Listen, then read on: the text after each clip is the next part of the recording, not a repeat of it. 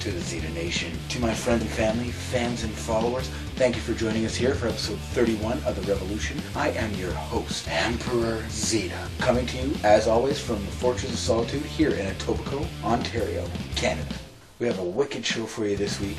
We have part 2 of our Skype interview with Prince Alexander, the Duke of Korea, lead singer of the Drop Dead Pinups, and my only brother. Plus, I have a great look at some of the stuff that Empress Magz got at her baby shower. Speaking of Empress Magz, it was a very important day for her this week. It is her birthday, but I do want to wish her a very, very happy birthday and thank her every day for putting up with me and all the crap I put her through. I love you, honey. I always will. Happy, happy birthday, and you will always be my Empress Puddles. Well, that's more than enough for me. Let's get on with the show. Rock and roll, baby! And here we go!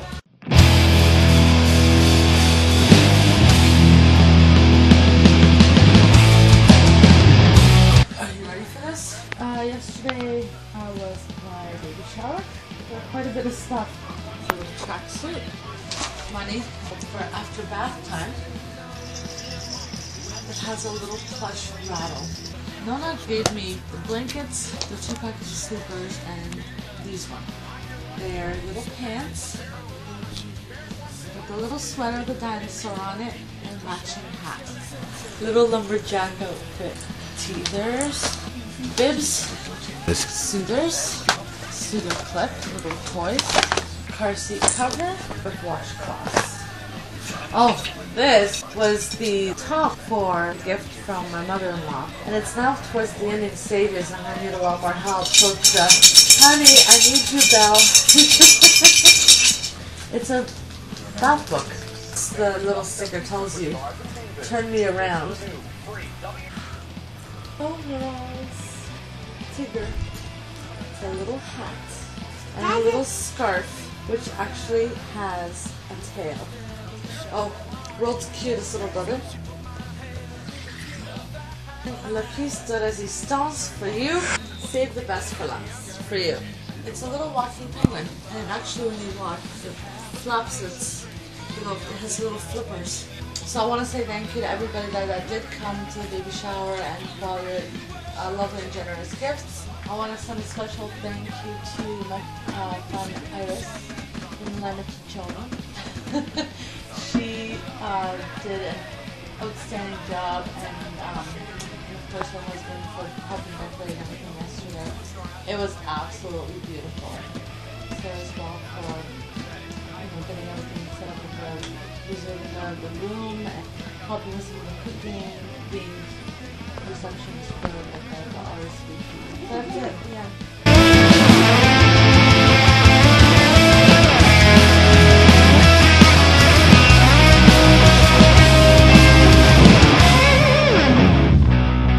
Pardon me? How was Oktoberfest?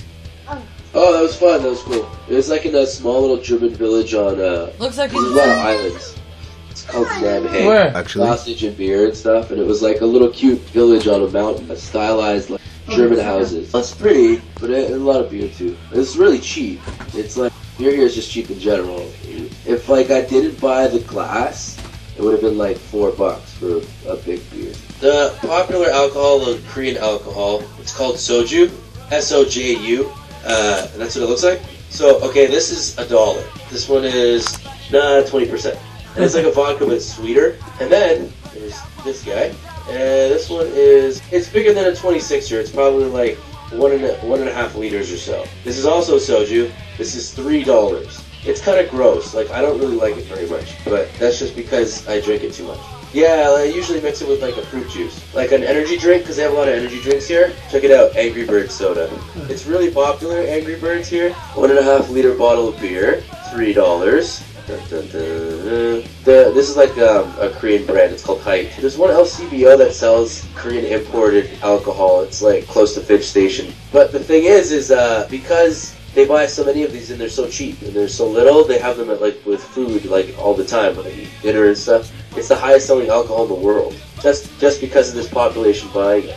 It's like they do it in shots, they don't mix it. You're not supposed to. But it's like that's how they drink it. They eat it with food and they have like with little shot glasses. I'm the Miss awesome! So Survivor Series sucked. Probably one of the worst pay-per-views I've ever seen. A 10-man traditional elimination Mick Foley versus Dolph Ziggler match was way too predictable. At least Ziggler got to win the match and proved that he belongs at the top of the card.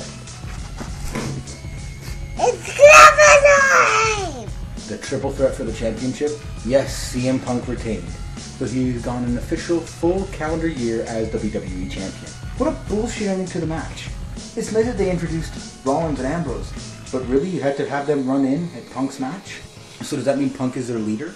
Is he forming the new Nexus or a new straight edge society? You can't see me. And this whole Cena AJ affair angle, I am so bored with it, it's not even funny.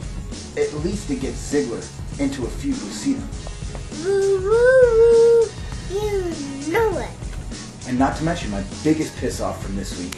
No Zack Ryder on Raw, no Zack Ryder on SmackDown, no Zack Ryder even on main event this week. Nope, he was relegated back to Superstars for a rematch against 3MB with his tag team partner, Santino Marella.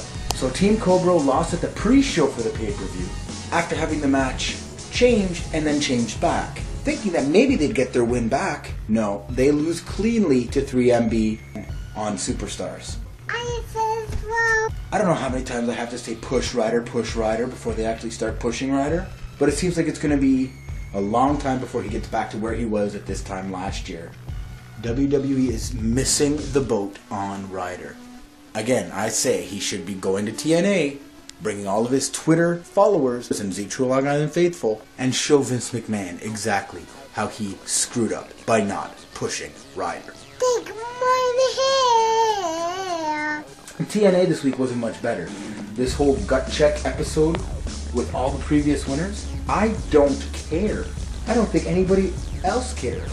For the past 2 weeks of TNA has sucked terribly. So in conclusion, this week, wrestling sucked. It's getting close to the point where I don't want to watch anymore. And for me to not want to watch, you guys must be doing something absolutely terrible. Yes! Yes! Yes! Yes! Yes!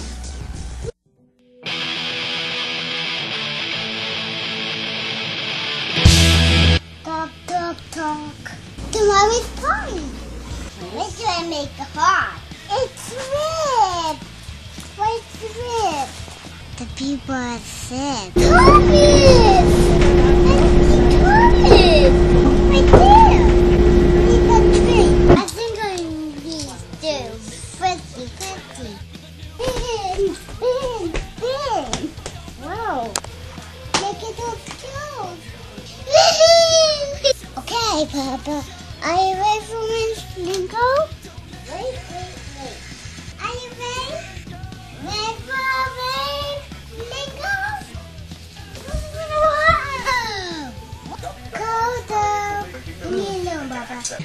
Happy birthday, Mommy. I love you, I love you. Leave me waiting for the fall. Waiting for the fall. Waiting for the fall.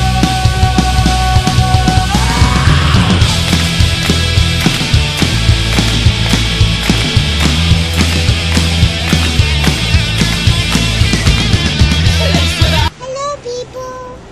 Hi people, it is... Comic book day. Shh. That's right, it's comic book day. And Catherine's got something very special with her today. What do you got with you today? A doggy bus with makeup and faceless things. And we are headed down to Rob's, going down to Excalibur Comics. Right, where are we going? Wow. So, we will see you guys down there, see what the expert and the prophet have to say. We will see you soon, people! See you soon, people. See you soon, people!